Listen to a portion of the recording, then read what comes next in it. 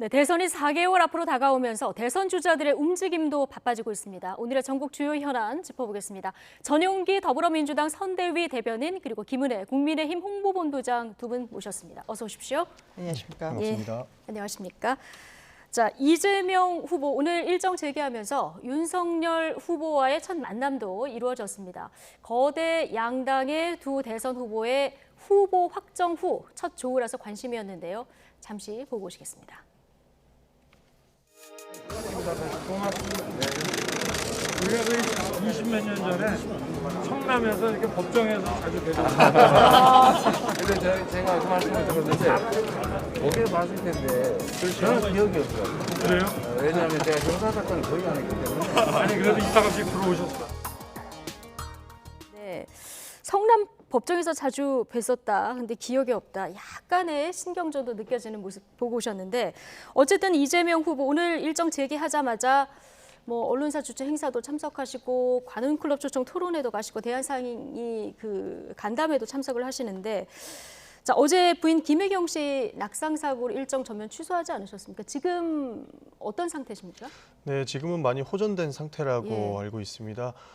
그저께 새벽이죠. 어저께 새벽으로 볼 수 있는데요. 어저께 새벽에 과로로 인한 약간 의식 불명 상태가 잠깐 이루어졌었고 넘어지는 과정 중에 어떤 모서리에 넘어지셨나 봐요. 그래서 이게 조금 찢어지는 열상을 얻어서 급하게 앰뷸런스를 통해서 병원으로 가셨었고요. 네. 그렇게 수술을 받는데 이재명 후보가 지속적으로 동행을 했었습니다. 그러면서 굉장히 좀 큰 충격을 받으셨던 것 같아요. 왜냐하면 정치인으로서의 꿈 그리고 대통령으로서의 꿈은 후보 본인인데 김혜경 씨는 아내로서의 내조를 위해서 자신의 꿈도 아니지만 사실 남편을 위해서 엄청난 일정을 소화했기 때문에 엄청난 이제 과로가 있었던 겁니다. 네. 그 와중에 어려움이 있었는데 어저께 갑자기 이렇게 쓰러지는 모습을 보면서 나 때문에 이렇게까지 아내가 힘들었구나 하는 모습에 너무 가슴이 철컥 내려앉으셨다고 말씀을 하셨고요. 사실 그러면서 하루 정도는 내가 간호하는 시간을 가져야 된다라는 생각을 가져서 어저께는 취소했지만 오늘부터는 국민의 이제 약속을 지키기 위해서 다시 일정을 재개했습니다. 아, 과로 때문에 쓰러지신 거고 지금은 이제 회복이 좀 돼가고 계시다. 그런데 관련해서 이제 가짜 뉴스들이 막 돌아다니다 보니까 더불어민주당 공보국에서 강력하게 대응하겠다 이런 입장까지 나왔어요. 예, 굉장히 심각한 가짜 뉴스가 지속적으로 유포되고 있습니다. 그래서 그 더불어민주당 측에서는 강력한 법적 대응을 경고하고 있는 바입니다. 그래서 하루빨리 지금과 같은 가짜 뉴스를 일어나지 않게끔 모두가 함께 그 촉각을 곤두세워야 될 때라고 생각합니다. 예.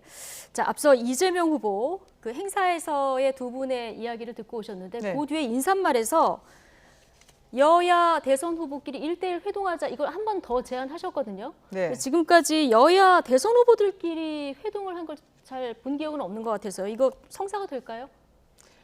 전례가 없었죠. 네. 거의요. 그리고 앞으로 또 본선에 들어가게 되면 두 후보 간에 새털 같은 많은 날들이 있습니다. 1대1 토론을 하게 될 때가요. 그런데 굳이 왜 지금 1대1 토론을 하자고 하실까? 만남을 꺼릴 이유는 전혀 없죠. 다만 그게 대장동 사건이 아무래도 이재명 후보의 발목을 잡고 있기 때문에 이거를 희석시키기 위한 물타기라면 그거는 응할 수 없죠. 오히려 오늘 특검 이야기를 하시던데 조건부로 따로 달고 특검을 하시지 말고 즉각적으로 지금 바로 하면 어떨까. 그렇게 차일피일 미루면서 특검도 저울질하는 모습은 국민들에게 계속 뭔가 석연치 않다라고 비춰질 것 같습니다. 예. 자, 윤석열 국민의힘 후보는 오늘 후보 확정되고 1박 2일 일정으로 광주를 찾습니다. 전두환 옹호 발언 논란 이후 지금 3주 만인데 자, 진정성 있는 사과가 나올까? 그리고 사과 이후 광주 민심을 돌릴 수 있을까? 자, 이 부분이 관심입니다. 어떻게 보고 계십니까? 저는 진정성 있는 사과는 보기 어려울 거라고 보고 있습니다. 그 이유가요. 사실 그 전두환 옹호 발언에서 시작됐는데 이것은 그냥 상식으로는 나올 수 없는 발언입니다. 오래전부터 생각해왔던 부분을 어떻게든 좋게 포장해 보려고 했으나 이것이 광주의 민심을 건드리게 됐고 이것을 역풍으로 오게 되니까 어쩔 수 없이 광주에 찾은 것 같습니다. 그러나 거기 가면은 놓여 있는 광주의 그 전두환 이름이 박힌 그 네. 뭐라고 하죠? 돌도 밟지 않을 것이라고 보고 있는데요. 예. 오래전부터 이렇게 조직 세계에서 몸담고 있고 조직으로서 정치를 하려고 했기 때문에 이런 생각이 오래전부터 있었던 거로 보고 예. 있고요. 이번에 국민의힘 경선만 보더라도 당신과 민심이 전혀 상반된 이런 모습을 보이는 것도 결국에는 조직 선거를 통해서 했기 때문에 본인은 더 조직에 의미를 좀 많이 두고 있지 않을까 하는 생각에 저는 네. 진정성 있는 사과는 보기 어려울 것이다 이렇게 말씀드리고 싶습니다. 어떤 수위로 어떤 대책을 내놓으면서 사과를 할지 이 부분 굉장히 주목되는데 앞서 저희가 이제 화면을 보여드렸습니다만은 오늘 5.18 자유공원 방문이라든가 5.18 민주묘지 참배 전에 홍남순 변호사 생가를 방문하는 모습도 저희가 이제 볼 수 있었습니다. 자, 김은혜 의원님, 네. 앞서 저희가 조진태 그 5.18 재단 상임이사 연결을 했는데 네. 두 가지를 요구를 하시더라고요. 일단 국민의힘 내에서 그 전신의 당에서 있었던 망언이라든가 앞으로 있을 망언에 대해서 어떻게 대응할 것인지 구체적으로 좀 약속을 해달라 이거 하나 하고 5.18 정신을 헌법 전문에 담을 것, 이 정도는 이제 약속을 해줬으면 좋겠다 이 얘기를 했는데 이거 당과 같이 가야 하는 일이라서 네. 국민의힘 입장은 어떻습니까? 이제 후보 본인이 곧 밝히게 될 것으로 예. 좀 보입니다. 그리고 저도 개인적으로 지난 당대표 선거에 나갔을 때 5.18 정신은 헌법 전문에 담기어야 한다라고 네. 이야기를 했었거든요. 그만큼 아픈 민주주의자 처절하게 저항했던 역사이기 때문에 예. 저희가 지속적으로 호남 동행을 계속해왔던 입장에서 보면 전폭적으로 저는 함께 논의해 볼 필요가 있다라고 생각을 하고요. 네. 그리고 저는 윤석열 후보가 오늘 가서 진심으로 호남에 이제 머리 숙이고 이해를 구하는 과정을 거칠 것이라고 생각을 합니다. 원래 이제 오해는 이해를 구하는 자세로 네. 푸는 게 정치의 철칙이죠. 예. 또 개인적으로도 윤석열 후보가 저는 대통령이 돼서 이 5.18 발포 명령의 그 진실을 밝혀주기를 바랍니다. 그게 비석을 밟느냐 안 밟느냐 그런 네. 발상보다 훨씬 더 진정성 있고 의미 있는 정치 행동이 될 거라고 생각합니다. 예. 오늘 뭐 달걀 투척 같은 이런 물리적 충돌 우려도 좀 제기가 됐는데 네. 자 일단 광주 달걀 현지 아니라 돌을 맞아도 예. 찾아뵙고 머리를 숙여야죠. 예. 네. 그래서 여기서 후보도 이제 그런 입장을 네네. 밝힌 것으로 알고 있는데 어쨌든 광주에서는 물리적 충돌은 최대한 자제하겠다. 자, 이런 입장을 이제 밝혔거든요. 예, 물리적 충돌은 없어야 될 것이라고 예. 보고 있습니다. 사실상 일부러 그런 모습을 보여주기 위해서 하지 않았나 하는 의심을 지울 수가 없습니다. 지난번에 그 노태우 대통령이 노태우 민주정의당 후보일 때 광주에 찾아서 많은 최루탄이라든지 빈병이라든지 돌팔매 세례를 받았습니다. 이때 그 영남과 호남의 갈등이 완화되기는커녕 오히려 증폭이 되었고요. 오히려 그 영남의 민심이 저렇게 뭐 문제가 있다라는 형태로 보여졌기 때문에 네. 노태우 대통령이 당선될 수 있었던 겁니다. 예. 사실상 계란이라든지 뭐 다양한 뭐 돌팔매를 맞는 이런 그림을 만듦으로써 오히려 다른 사람들의 뭐 심리를 자극하는 그런 효과를 가지고 올 수 있지 않을까 싶어서 물리적인 충돌은 피해야 되고요. 정말로 진정성 있는 사과를 할 수 있었는가가 중요한 포인트 같고요. 사실 네. 우리 김은혜 의원님께서 말씀 잘해 주셨는데 그건 대통령이어서가 아니고 5.18 진상규명은 검찰총장일 때 했었으면 오히려 더 그림이 좋지 않았나 저는 그렇게 보고 있습니다. 네. 뭐 하나만 윤석열- 첨언하자면 5.18은 특정 정당의 소유가 아닙니다. 그건 우리 모두가 아파했던 진실이기도 합니다. 그거를 민주당이 아니면 누구도 거론하지 말라라는 식으로 해석되면 안 될 거라고 생각을 하고요. 예. 그리고 특정 정당의 전유물이 아니기 때문에 함께 풀어가는 노력에 대해서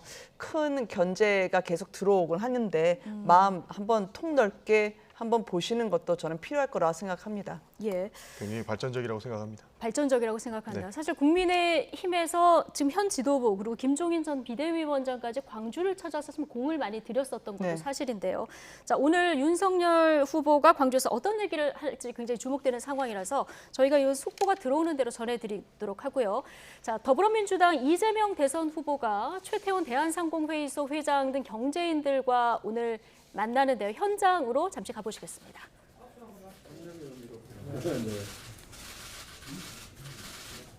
네, 반갑습니다.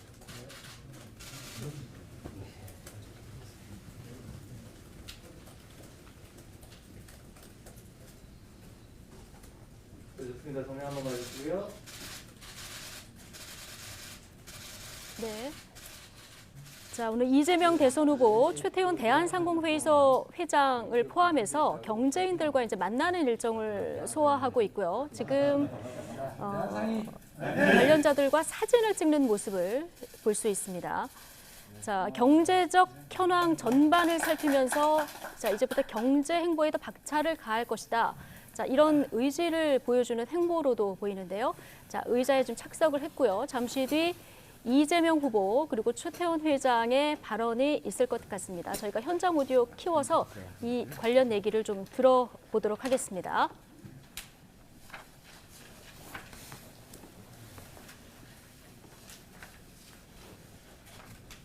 네. 지금 두 분께서 발언에 앞서서 이제 어떤 얘기를 할지 점검을 하고 있고요. 감소를 나누고 있는데 현장 얘기 들어보시죠. 이재명 후보님 그리고 의원님들 바쁜 시간에 오셔서 상당히 감사드립니다. 그리고 무엇보다 이렇게 경제계 먼저 찾아주신 데 대해서 상당히 저희 경제계 대표로서 감사 말씀 먼저 드립니다.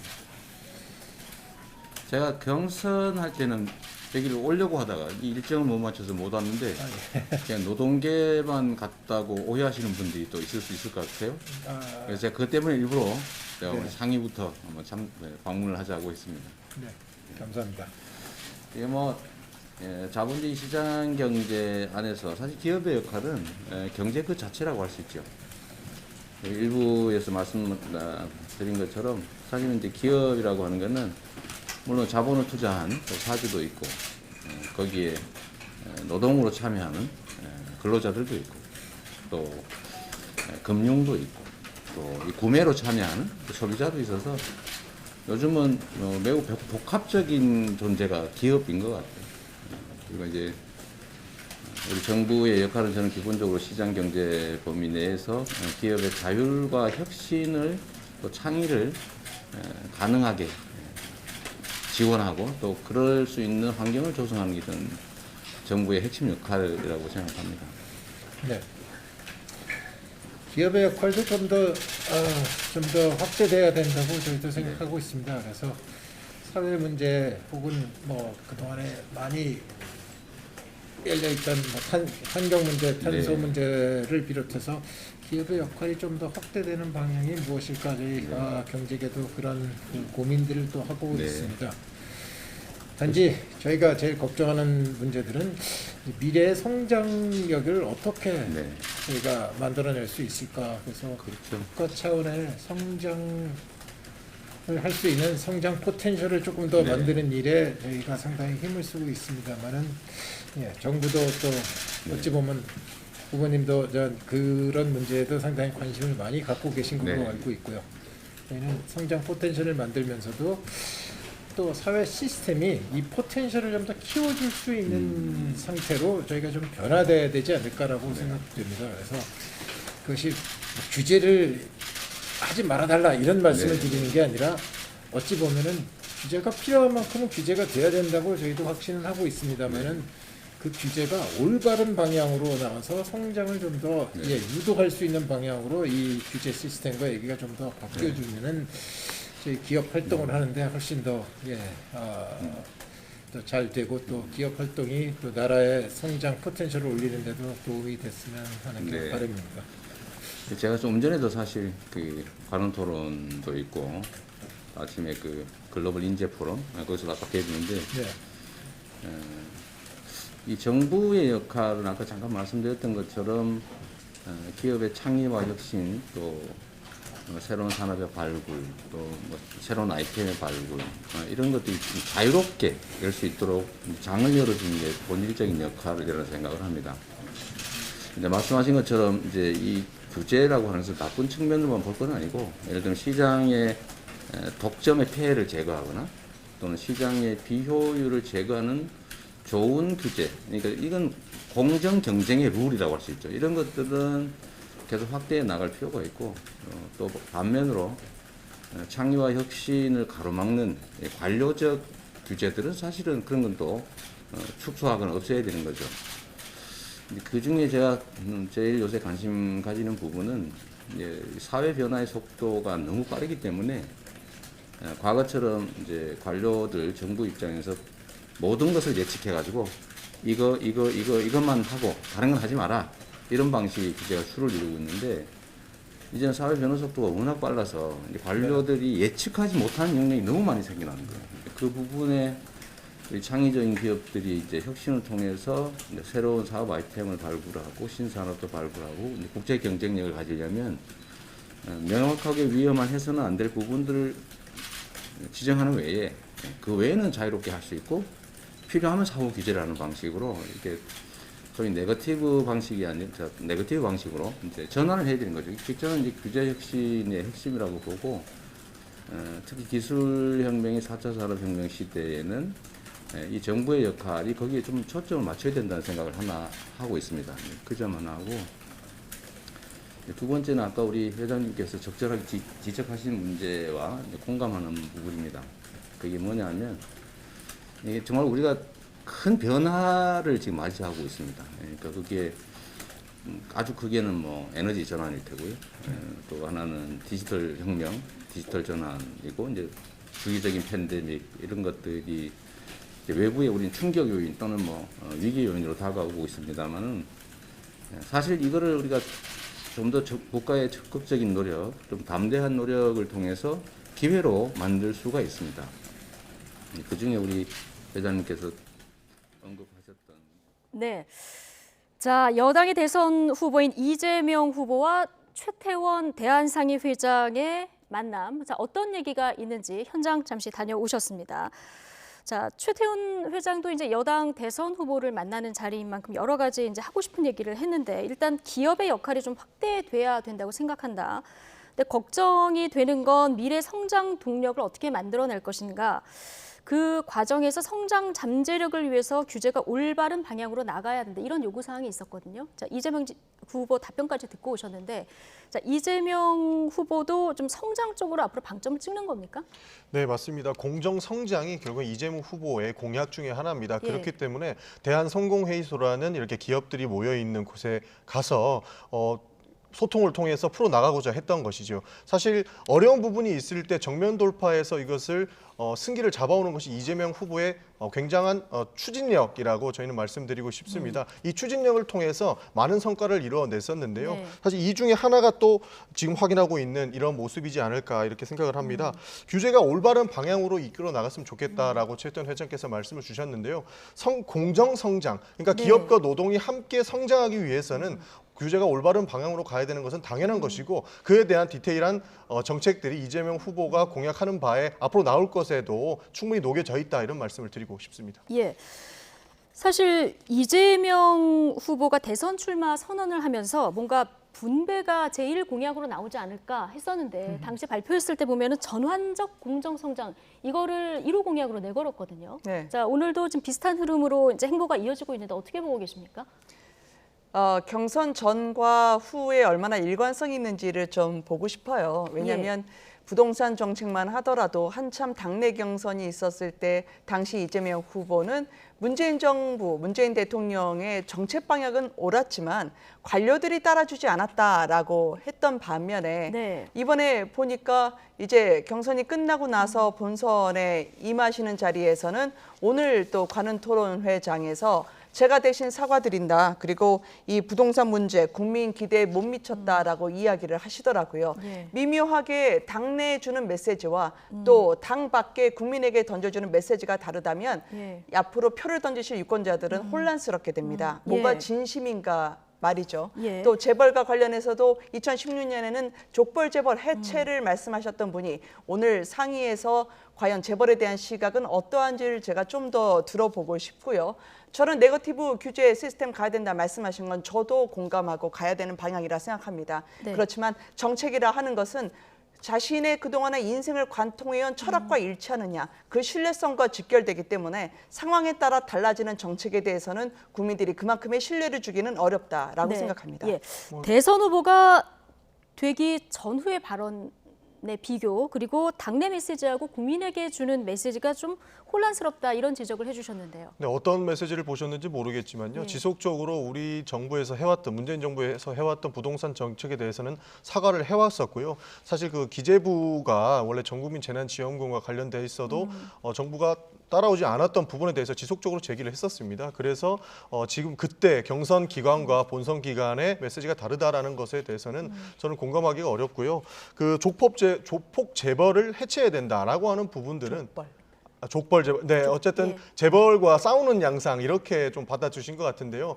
재벌들이 모든 수익을 독식하는 그런 신자유주의 성향의 그런 예. 부분들은 당연히 해체되는 것이 맞죠. 그러나 노동과 기업이 같이 성장하는 공정 성장의 앞에서는 당연한 이야기를 한 거라고 저는 보고 있습니다. 예. 알겠습니다. 어쨌든 이재명, 윤석열 두 후보 행보도 굉장히 바빠지고 여러 가지 이제 또 정책들도 내놓고 있는데 지금 재난지원금 얘기를 해주셨으니까요. 확장 재정을 어느 쪽에 방점을 찍느냐 여기에 대해서 이제 확연한 입장차가 지금 드러나고 있는데요. 이재명 후보가 띄운 거는 조금 전 말씀하신 이제 국민 재난지원금 이건 이제 이름을 조금 내년에 바꿔서 주자 이렇게 정해진 것 같은데 민주당에서는 방역지원금으로 명칭을 바꾸고 세금을 그러니까 올해 거둘 것을 내년에 걷어서 좀 유예하자 이렇게 이제 방침을 정한 것 같은데 국민의힘에서는 당장 이게 세금 깡이냐 세금 밑장 빼기냐 이런 비판이 나오거든요. 어떻게 보십니까? 네, 세금 깡이냐 세금 밑장 빼기냐 이런 비판을 주시는데요. 결국에 윤석열 후보도 자영업자들한테 50조를 투자해서라도 살려야 된다라고 말씀해 주신 것 같아요. 그러면 네. 그 돈은 어디서 나겠느냐 이것이 문제인 거죠. 사실 지금 국가 부채가 1,000조 정도 됩니다. 그러나 더 문제는 가계경제가 1,800조라는 거죠. 그러니까 코로나19 상황 속에서 추가 세수가 걷어지고 있는 것은 전 국민들이 다 알고 있는데 예. 이런 위기 속에서 국가는 돈을 벌고 있고 국민들은 빚이 70% 이상 증가했다라는 것입니다. 이런 비이상적인 상황 속에서는 전 국민한테 재난지원금을 지급을 해서 지금 어려운 상황을 조금 네. 타파해 나갈 수 있게끔 도움을 줘야 된다라고 말씀드리고 예. 싶은 것이고요. 자영업자를 돕자라는 말은 민주당에서도 적극적으로 동감하는 바입니다. 그러나 전국민 재난지원금을 통해서 사실상 이것이 지역화폐로 지급이 되면서 소비를 통한 경제 성장을 이루어내자라는 것이 그 민주당의 입장인 것이고요. 추가 세수와 새로운 그 예산을 편성해서라도 지금이라도 당장이라도 빨리 너무 어려운 자영업자나 소상공인 그리고 전 국민들께 재난지원금을 지급해야 된다는 네. 것으로 봐주면 좋으실 것 같고요. 한 가지만 보태자면 이름은 그렇게 중요하지 않습니다. 예. 네, 전국민 재난지원금이나 방역재난지원금이나 어려운 상황 속에서 국민들께 돌아가야 될 것은 네. 똑같다 이렇게 네. 봐주시면 좋을 것 같습니다. 알겠습니다. 자, 김은혜 의원님, 네. 올해 세금을 내년에 걷어서 방역지원금에 활용하자 이 문제에 대한 답변하고요. 그다음에 지금 윤석열 후보가 정부 출범 100일 안에 자영업자 소상공인 피해 보상을 하겠다. 여기 드는 비용이 그냥 50조 가량인데 이거야말로 표구걸 아니냐 이런 입장이시거든요. 이 두 가지에 대한 답변을 좀 부탁드리겠습니다. 국민들은 헛갈리실 것 같아요. 뭐 재난지원금, 방역지원금 이게 말장난처럼 느껴지실 것 같습니다. 왜냐하면 어떤 거든 전 국민에게 돈을 나눠줘야 될 것 같은데 즉 매표 행위를 하고 싶은데 그걸 세금을 쌈짓돈처럼 쓰는 게 아니냐라고 생각들을 하시는 거죠. 그러니까 최근 여론에서도 민주당의 재난지원금에 대해서 부정적 여론이 훨씬 더 많은 거고요. 또 지난 재보궐선거 때 박영선 당시 후보가 10만 원 드린다고 했지만 결국 선거 패배로 국민들이 화답하시지 않았겠습니까? 이제는 안 먹힌다는 거죠. 왜냐하면 남는 세수가 있다고 하지만 그게 내년에 어떻게 써야 될지는 국고환수라든지 다 그게 법에 정해져 있습니다. 예. 그런데 그때 당시 쓰자니 3월 9일이 넘길 것 같으니까 선거 때 영향을 주지 못할 것 같아서 미리 당겨서 외상으로 쓴다? 그런 식의 사고로 나라를 운영하면 지난 4년 얼마나 많은 약자분들이 당했는지 다 입증되고 확인하셨죠. 50조 말씀을 하셨는데 사실 소상공인 자영업자 가장 코로나 때 타격을 많이 받은 분들이죠. 그리고 이분들에게 진작 저희가 치유를 해드려야 했었죠. 대통령까지 나서서 자영업자 소상공인 손실보상 해줘야 된다고 했지만 결국 뭐가 됐습니까? 아무것도 안 됐습니다. 이분들에게 지금 다가오는 거는 사실 몇십만 원 받고 나서 이거를 손실보상이라 가름하면 안 된다고 생각을 하고요. 예. 집중적으로 타격을 받으신 분들, 정말 우리가 도와줘야 될 분들에 대해서 먼저 가야죠. 이거는 부분적으로 피해를 본 분들을 못 본 척하면서 전 국민을 대상으로 한다라고 하는 건 저는 손바닥으로 하늘을 가리는 거라고 생각을 합니다. 예. 사실 그 윤석열 후보가 얘기하는 50조와 관련돼서 이 세수를 어디서 구할 것인가. 지금 지금은 하면 안 되고 지금은 표구걸이고 나중에 내가 대통령이 되었을 때는 50조를 줄 수 있다. 그리고 선별 지원할 수 있다라고 이야기를 하고 계시는데요.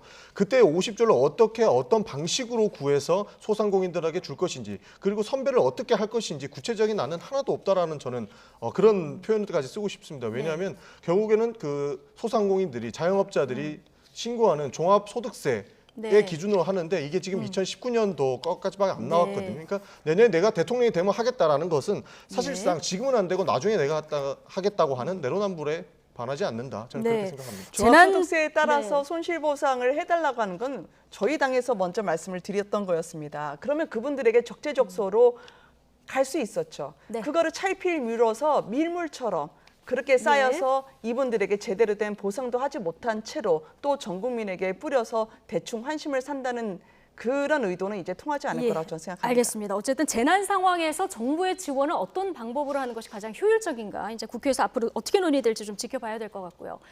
자, 여야의 대진표가 확정된 만큼 민심 흐름도 굉장히 궁금한데요. 최근 여론조사에서 보면은 윤석열 후보의 상승세가 좀 눈에 띄는 상황입니다. 이에 대한 여야의 해석 먼저 듣고 오시겠습니다.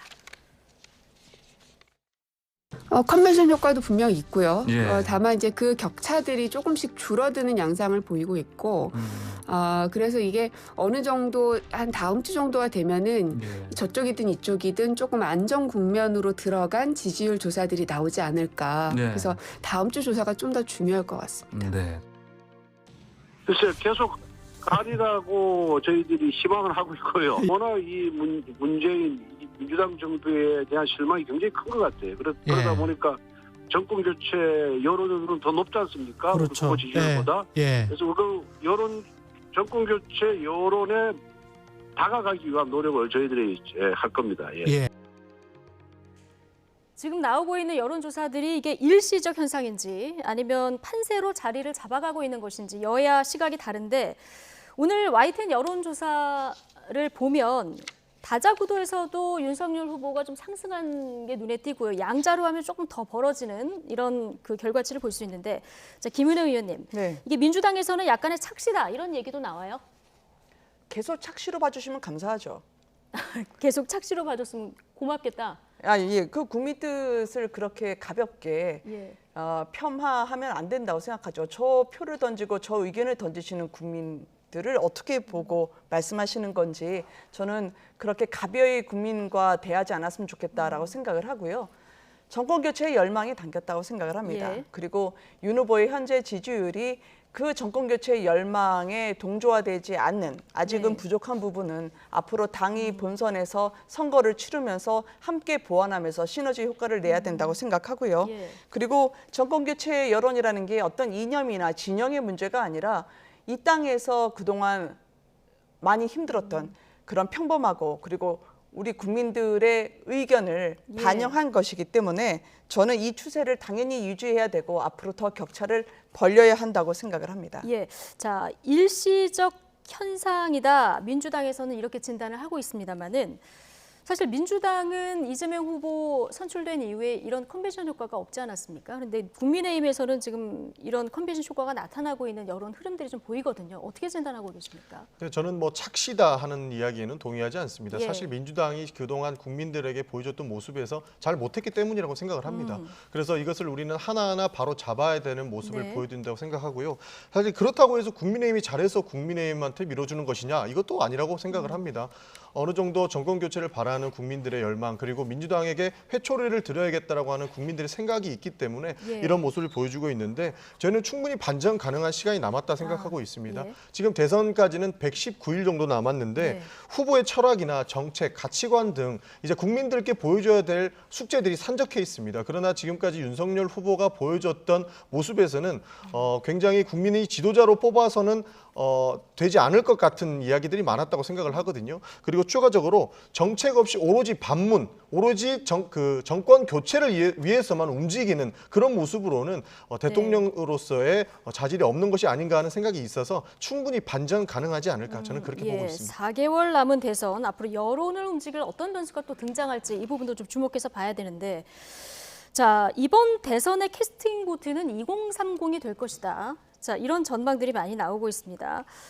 자, 오늘 YTN 여론조사에서 보면은 이 2030이 그 홍준표 후보에서 떨어져 나간 표심이 어디로 갈까 봤는데 일단 윤 후보 쪽으로 좀 가는 것 같은 모습이 보이거든요.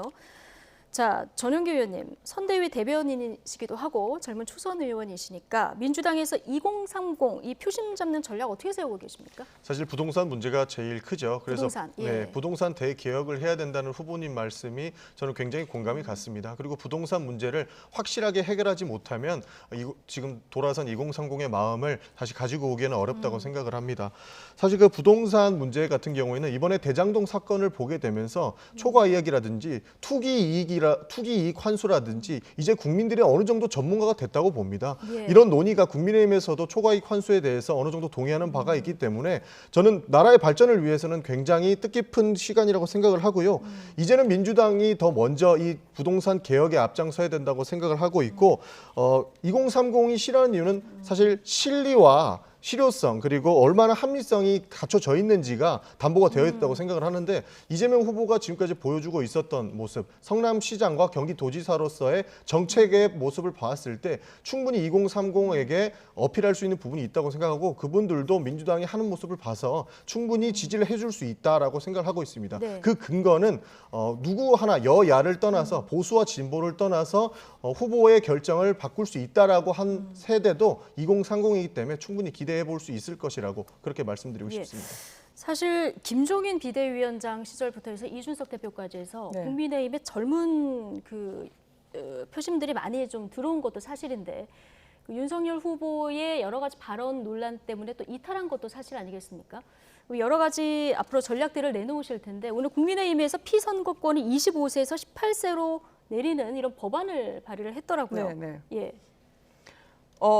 당연히 이거는 시대의 흐름이기 때문에 저희가 적극적으로 추진하려고 하고요. 그리고 2030이라고 하는 건 사실 뭐 탈당이냐 입당이냐 숫자가 중요한 건 아니라고 생각합니다. 한 명이라도 탈당하면 그 의미가 어떤 건지 저희가 네. 처절하게 되새겨 봐야죠. 그리고 2030 청년 세대의 시대적 요구를 정치권, 그리고 특히 우리 당이 어떻게 이번 대선에서 반영하느냐, 그리고 얼마나 진지하게 그들의 삶과 현실적인 고민들을 더 진정성 있게 공감하느냐가 우리 후보의 경쟁력을 위해서 중요하다고 생각을 합니다. 예. 특히 대선에서 이제 이슈가 대장동이 파급 효과가 큰 것으로 최근 여론조사 결과 나오고 있는데요. 네. 이재명 후보가 당초 선거 초반에 이게 사건이 불거졌을 때 특검을 받아들이겠다고 하면 좋았을 텐데 그게 아니기 때문에 이제 대선 전에 의혹 털기가 상당히 불가능해졌다고 저는 네. 생각을 하고요.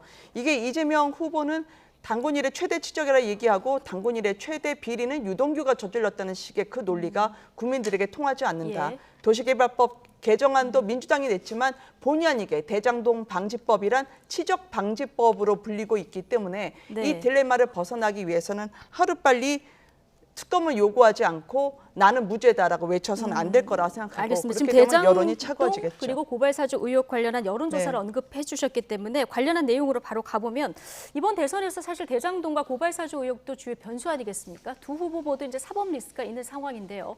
윤석열 후보 대장동과 고발사주 의혹 관련해서 동시 특검을 하자 이런 얘기를 했고요. 오늘 이재명 후보가 관훈클럽 토론회에서 조금 전향적인 입장을 밝혔습니다. 김기현 원내대표 반응까지 같이 듣고 오시죠.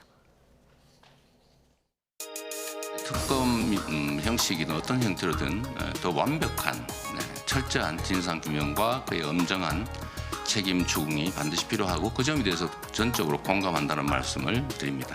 윤석열 후보께서 이 사건 주임 검사일 때 이 대장동의 초기 자금 조달과 관련된 부정비리 문제를 알고도 덮었다는 문제 제기가 있습니다. 부족하다면 이 부분 역시 특검의 대상으로 삼아야 한다. 더 이상 특검을 미루기 어려운 만큼 국민적 분노가 끓어오르니까 결국 시간 끌기 하면서 허지부지하다가 나중에 국민 기억 속에서 사라지게 하려는 그런 아주 나쁜 계략이라고 생각됩니다.